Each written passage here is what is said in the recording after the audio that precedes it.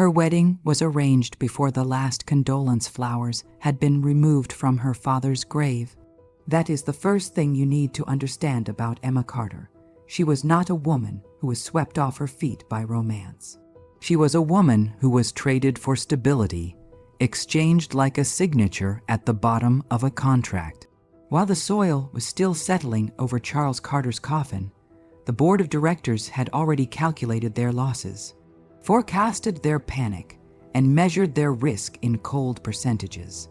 And in the center of a glass conference room overlooking downtown Chicago, Emma sat in black silk, spine straight, face composed, while men twice her age discussed her future as though she were a negotiable asset rather than a daughter who had just buried her father.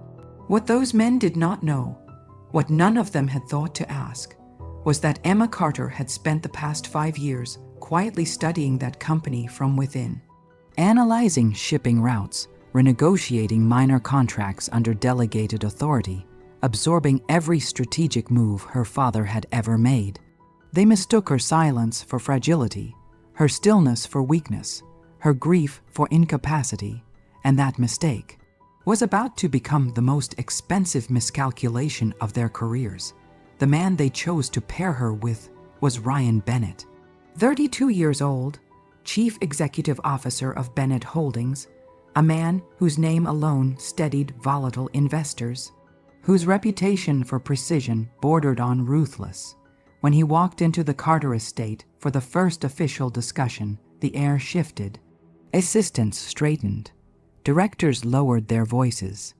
Emma felt the room tilt toward him, the way a room tilts toward someone who carries power like a physical weight. He did not offer condolences with warmth. He did not study her with curiosity. He evaluated her the way he evaluated assets, assessing long-term value against short-term risk. The proposal was brutal in its clarity. A 1-year marriage. Signal unity between Carter Logistics and Bennett Holdings. Reassure the markets. Silence the doubt. Publicly, they would appear inseparable. Privately, they would live in separate wings of the Bennett estate in Lake Forest. After 12 months, a discreet divorce would dissolve the alliance once investor confidence had solidified. It was not romance. It was risk management. Emma listened as the terms were outlined, and when her mother looked at her with an unspoken question in her eyes, Emma simply nodded. She understood the stakes better than anyone in that room realized. She also understood something else. Underestimation is often the most powerful disguise a person can wear. The wedding unfolded beneath stained glass windows in a historic Chicago cathedral. Cameras flashing as headlines formed in real time about a power union and a historic alliance. Ryan stood at the altar in a tailored charcoal suit, expression flawless, embodying control. Emma walked alone down the aisle with the weight of public scrutiny pressing against her shoulders like invisible hands. Yet her steps remained steady, deliberate, measured. When Ryan repeated his vows, his voice was resonant and confident. The audience heard assurance. When Emma spoke, her tone was calm and unwavering, and many assumed she was simply compliant. They did not see the quiet calculation behind her eyes, or the memory of late-night strategy sessions with her father when she had traced distribution maps across the dining table. After the ceremony beneath, chandeliers dripping with crystal, Ryan leaned close enough that only she could hear him over the applause. "On the outside, we are perfect," he murmured. "Inside, we keep this professional. This is business." Emma turned her face toward him. Expression radiant, composed, impenetrable. "Of course," she replied softly. He believed he had defined the rules. He believed she would follow them. What he did not understand was that Emma Carter had never been merely the grieving daughter in black silk. She had inherited more than her father's name. She had inherited his vision, his instincts, and his patience. And while Ryan Bennett believed he had acquired leverage, Emma stood in the center of that glittering reception, knowing one simple truth. Power does not always announce itself loudly. Sometimes it waits, watches, and moves only when the board is fully arranged. The Bennett estate in Lake Forest stood like a monument to precision, all stone and glass and silent authority. On the first night, Emma crossed its threshold as Ryan Bennett's wife and understood immediately that this was not a home. It was a fortress designed to intimidate. The foyer ceiling soared high enough to swallow sound. Her heels echoed across polished marble like an intrusion rather than a welcome. Ryan walked ahead of her, removing his cufflinks, as though shedding the final layer of performance from the wedding spectacle. By the time the front doors closed behind them, the perfect husband the cameras adored had vanished.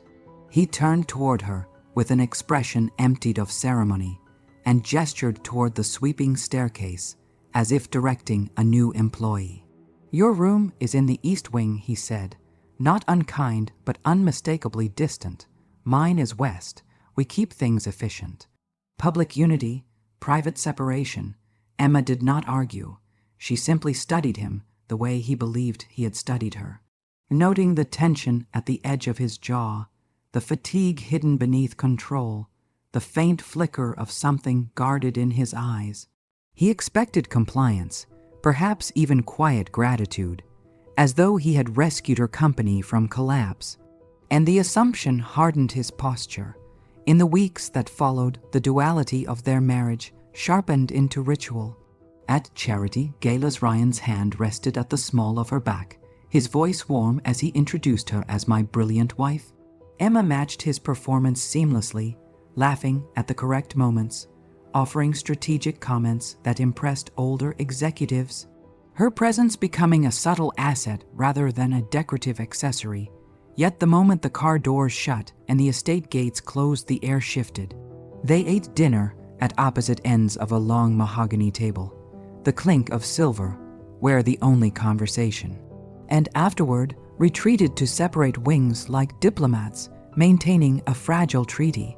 What Ryan failed to see were the late nights Emma spent in the library reviewing Bennett Holdings' annual reports, memorizing financial statements, tracing expansion strategies across continents with quiet concentration. He assumed her silence meant ignorance, unaware that she was absorbing patterns, identifying weaknesses, mapping connections between his firm and her father's legacy. That is what underestimation does. It leaves the door open for the person being underestimated to walk straight through it. One evening at a high-profile investment dinner, an older partner questioned Emma about supply chain volatility, expecting polite deflection. She responded with a concise analysis that left the table momentarily silent before nods of reluctant respect followed. Ryan's expression did not change publicly, but later in the privacy of the car, he studied her with a sharper gaze. "Recalibrating. You have been reading," he observed flatly. Emma turned toward the window, city lights streaking across the glass like moving constellations. "I have been paying attention," she replied. It was not defiance, it was fact, and in that quiet exchange something shifted imperceptibly. Ryan realized she was not merely fulfilling a role. She was positioning herself within the structure of his world. Emma understood that beneath his controlled exterior lay a man who equated vulnerability with liability, and so their marriage settled into a dangerous equilibrium. Two strategic minds occupying the same fortress, performing perfection before the world while guarding private territories with calculated restraint. He believed he held the advantage. What he did not yet comprehend was that Emma Carter had never entered any room without observing its exits, measuring its foundations, and understanding its architecture in the quiet halls of the Bennett estate. She began to build something unseen, not rebellion, not revenge, but leverage, and in a marriage designed as performance. Leverage would prove far more dangerous than emotion. The night the barriers shattered did not begin with passion. It began with silence so heavy it felt like weather pressing against the windows, A market report had collapsed that afternoon. A strategic partner had withdrawn without warning, and Ryan Bennett returned to the estate long after midnight with the contained fury of a man unaccustomed to losing. His jacket hung loose over one shoulder, tie undone, footsteps sharp against marble. He disappeared into his private office, shutting the door with controlled force rather than rage. Emma, unable to sleep, followed the faint glow spilling beneath that door, drawn not by curiosity but by instinct, because she recognized the posture of someone cornered by pressure. When she entered without knocking, she found him standing over his desk, a half-finished glass of whiskey in his hand, eyes fixed on a screen filled with falling projections, jaw tight enough to fracture glass. He did not ask her to leave. He simply stared at numbers that refused to obey him. "You overleveraged the expansion into the Pacific corridor," she said, quietly studying the data over his shoulder. "Your contingency margin assumed cooperation that no longer exists." Ryan turned sharply, disbelief flashing across his features. He expected comfort or intrusion, not analysis. "You do not understand this sector," he replied. But the edge in his tone faltered because she had already identified the weakness he was trying to contain. Emma did not retreat. She moved around the desk, fingers gliding across the keyboard with confident familiarity, pulling up comparative forecasts, cross-referencing shipping patterns with alternative partners. "You do not need their port," she continued calmly. "You need their perception of leverage. Withdraw publicly. Let them feel the loss first." Her words were measured, precise, strategic. Ryan watched as she mapped out an adjustment plan with surgical clarity, dismantling the panic he had built inside his own mind. Something shifted in the air then, something neither of them could reduce to spreadsheets. Ryan saw not the grieving heiress he believed he had married, but a mind sharpened by discipline and quiet observation. Emma saw not the untouchable executive the press worshipped, but a man whose control wavered when uncertainty pierced his armor. The silence that followed was no longer heavy with tension, but charged with awareness. "How long have you been studying my reports?" he asked. Voice lower now, curiosity cutting through pride. Emma met his gaze without hesitation. "Long enough to know you are not invincible," she answered softly. It was not mockery, it was truth, and truth delivered without fear unsettled him more than flattery ever could. He stepped closer, the space between them narrowing not with aggression but with gravity. And for the first time since their wedding, he looked at her as an equal rather than an obligation. The fortress walls they had constructed with careful rules cracked without ceremony. What happened next was fueled by exhaustion and pride and the dangerous relief of being seen without performance. For a few suspended minutes, the contract and the board and the investors and the architecture of strategy disappeared. There was only breath and heat and the unfamiliar honesty of touch. Morning brought clarity sharper than any regret. Ryan woke first, dressed without speaking.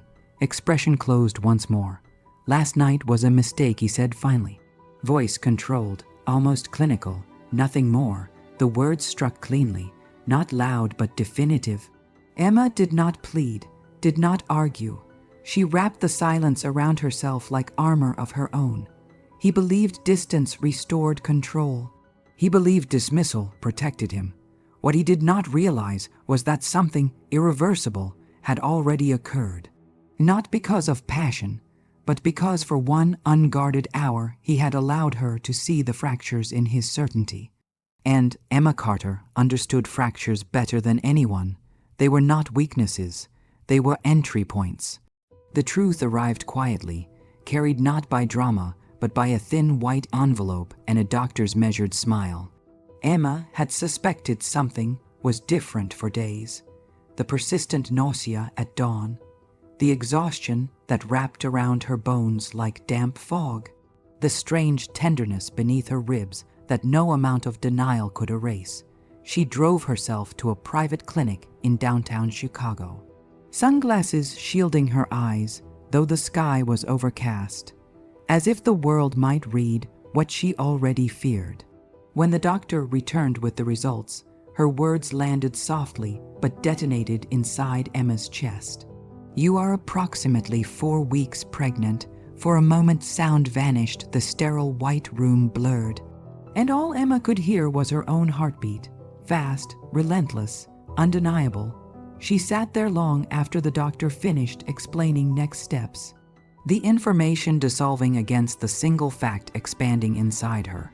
A child, Ryan's child. The memory of that night in the office replayed in fragments. Not with regret, but with sharp clarity, the urgency, the surrender, the fracture in his control. Something irreversible had indeed happened. Yet as the initial shock softened into trembling awareness, another memory surfaced, colder, heavier.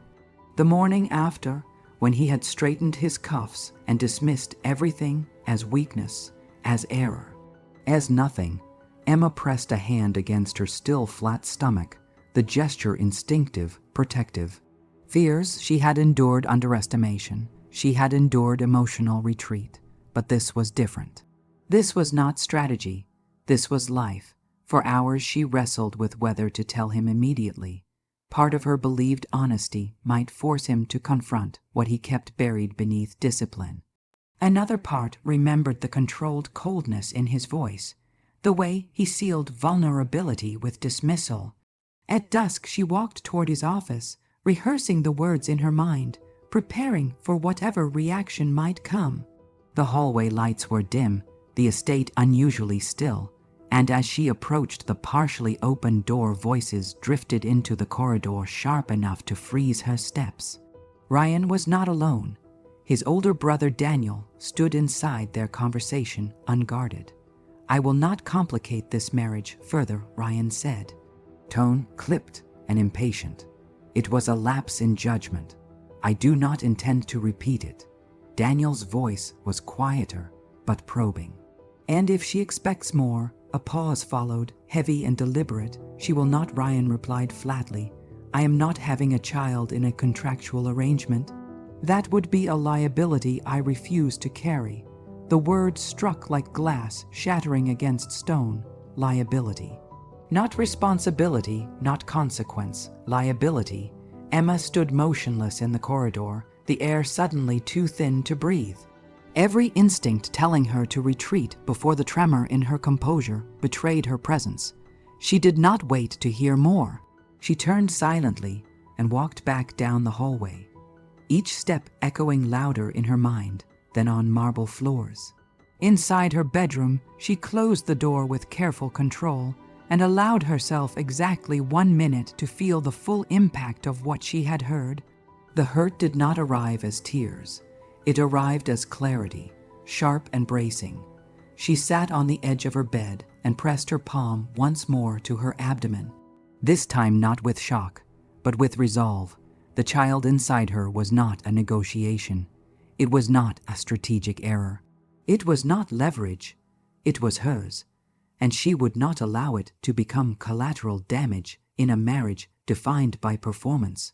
That night, Emma made a decision without theatrics, without rage, without confrontation. She would say nothing. She would protect the pregnancy quietly. She would allow the contract to run its course without revealing the truth that would shatter Ryan's illusion of control. He believed he governed every outcome. He did not account for this. He did not account for her silence becoming a shield rather than submission. Change rarely arrives with fireworks.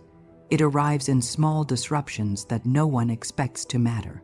The disruption came in the form of Lily Bennett, Ryan's younger sister, who returned from Boston with wind in her hair and impatience in her eyes. At 28, Lily possessed the rare quality of seeing through people faster than they could build defenses. Within 48 hours of her arrival, she noticed what Ryan had failed to name. Emma moved differently. She ate differently. She guarded her midsection unconsciously, like someone protecting something precious. Lily did not confront her immediately. She observed, she waited. Then one late afternoon, while the estate lay quiet beneath a gray sky, she followed Emma into the library and closed the door softly behind her. "You are pregnant, are you not?" she asked, without accusation, only certainty. Emma did not deny it. The exhaustion of secrecy had begun to weigh heavier than fear. And Lily's gaze held no judgment, only concern sharpened by intelligence. When Emma nodded, Lily pressed gently. "Does Ryan know?" Emma's lips curved into a faint, humorless smile. "He said a child would be a liability." The word tasted bitter even now. Lily inhaled slowly, anger flashing across her features, not at Emma, but at her brother. She knew Ryan's patterns better than anyone. She had watched him construct emotional distance brick by brick since their father died unexpectedly when Ryan was barely 20. She had seen him assume responsibility too early, raise his siblings with rigid discipline, sacrifice softness in the name of survival. "He says cruel things when he is afraid," Lily murmured. Emma met her eyes steadily. Fear does not excuse dismissal. That evening, Lily confronted her brother, not as a sister seeking harmony, but as someone tired of witnessing emotional cowardice disguised as logic. Ryan stood in his office reviewing projections when she entered without knocking, the familiar defiance of childhood resurfacing in her posture. "You are blind," she said bluntly. He did not look up immediately.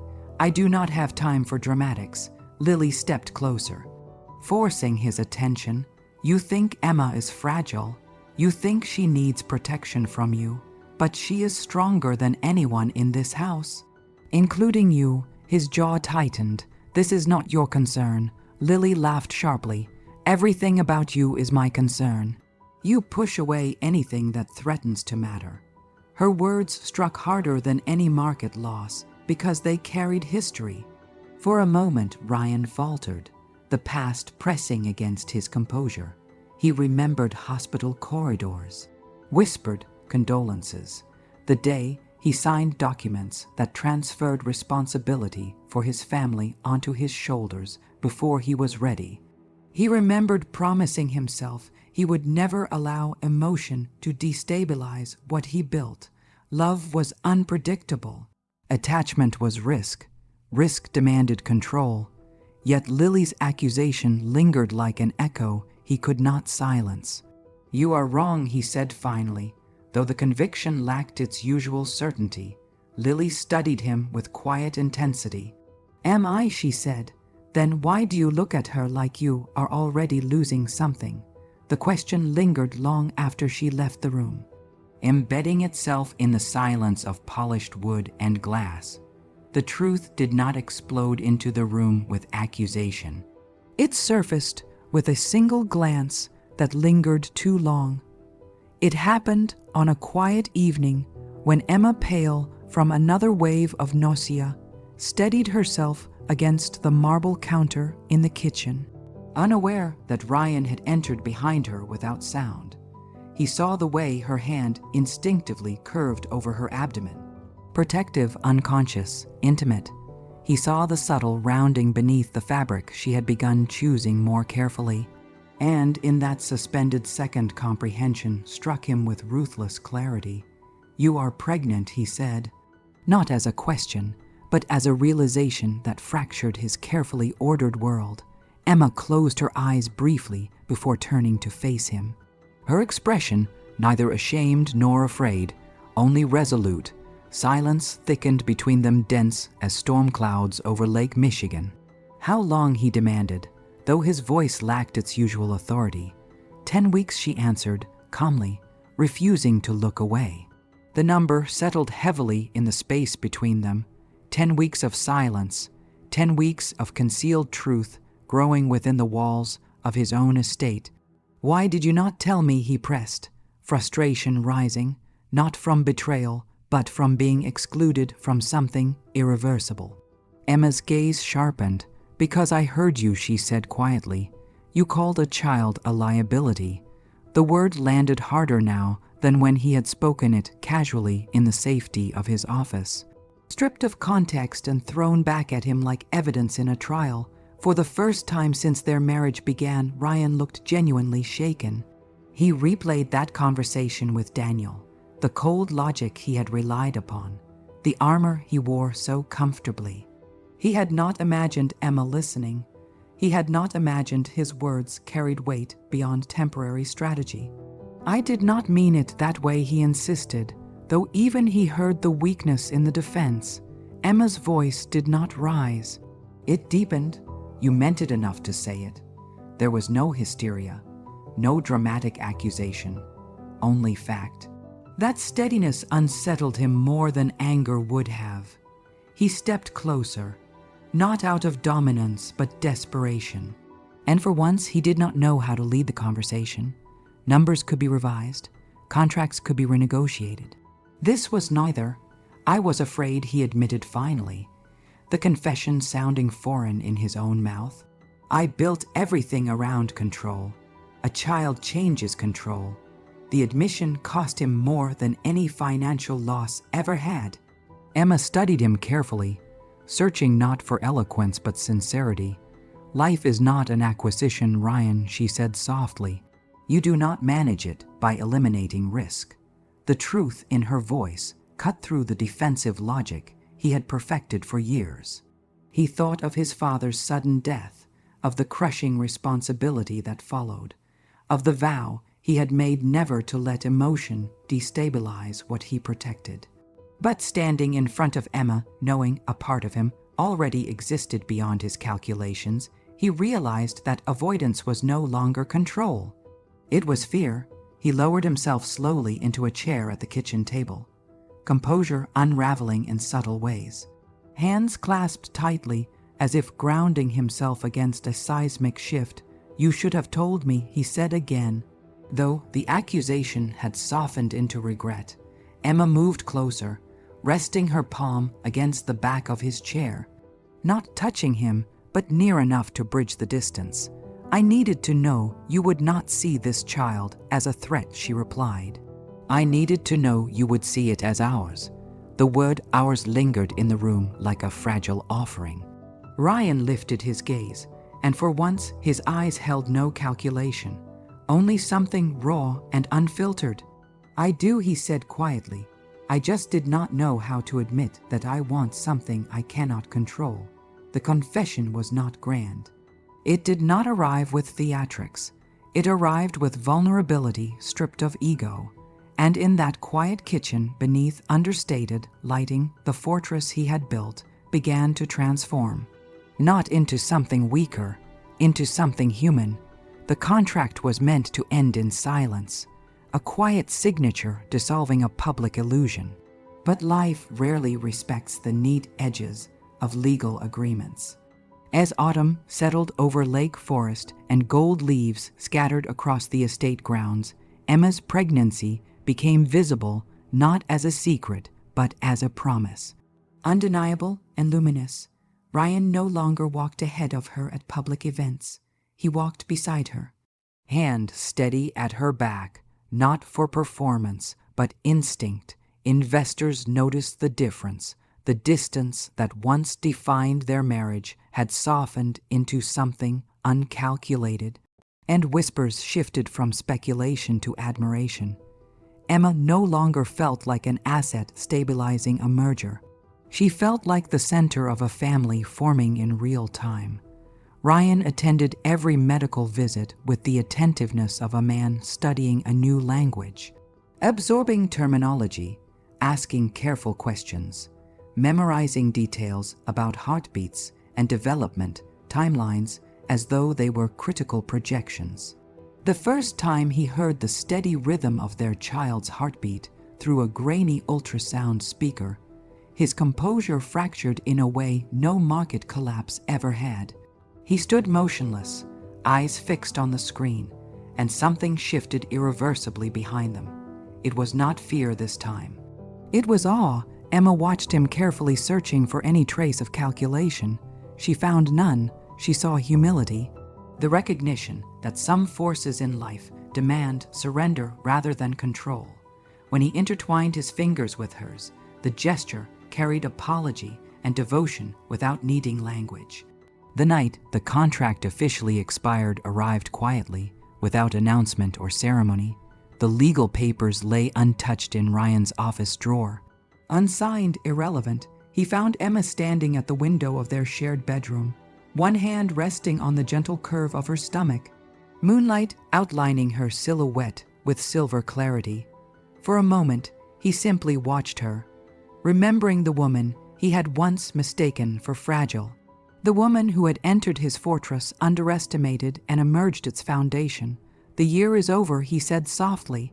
She turned to face him, eyes steady, waiting. "So is the contract," he continued, stepping closer. "But I do not want an exit clause. I want you not for strategy, not for appearances, for life." The words were not polished. They were honest. Emma studied him, weighing sincerity the way she once weighed risk, and found no evasion in his gaze. "I do not need perfection," she replied quietly. "I need partnership." He nodded once, firm and certain. "Then we build it, not as an agreement, as a choice." The simplicity of that promise carried more weight than the vows they had recited beneath stained glass months earlier. When their daughter was born weeks later, her cry piercing the sterile air of the hospital room, Ryan held her with trembling hands and unguarded tears, understanding fully that power was never about dominance. It was about protection, presence, and the courage to remain when vulnerability demanded it. Emma watched him, exhaustion and joy mingling in her expression, and realized that the greatest twist in her story was not that she had been underestimated. It was that love, once feared as liability, had become their greatest strength. Emma Carter entered a room she was never meant to lead, and led it anyway, not through aggression, not through revenge, but through the patient discipline of someone who understood that the most powerful position in any room is the one nobody sees coming. That is what she teaches us. That strength does not always announce itself. That silence is not always submission. That the person everyone underestimates is often the person who has been paying the closest attention. And Ryan Bennett, the man who built his entire empire on the principle that emotion was a liability, learned the most important lesson of his career in the most unexpected classroom: a quiet kitchen, a single word. Ours, real strength is not the absence of vulnerability. It is the courage to choose connection over control when everything inside you is screaming to retreat. Now I want to ask you something before you go, and I genuinely want to know your answer. Have you ever been underestimated by someone who thought your silence was weakness? Have you ever been in a room where your worth was calculated rather than recognized? Drop your city in the comments and tell me. What was the moment in this story that hit you the hardest? Was it Emma refusing to cry when she heard those words in the corridor? Was it Ryan's hand trembling the first time he heard his child's heartbeat? Or was it something else entirely? I read every single comment, and I want to celebrate that moment with you. If this story gave you something real today, please hit the like button right now. It helps this story reach someone who might need it today. Subscribe to Jennifer's Story for new episodes every week. And the next story, already waiting on your screen right now, is about a woman who discovered her husband had been hiding something in their home for 12 years. What she found inside the walls of her own house will leave you completely unable to breathe. Stay right there. You need to hear it.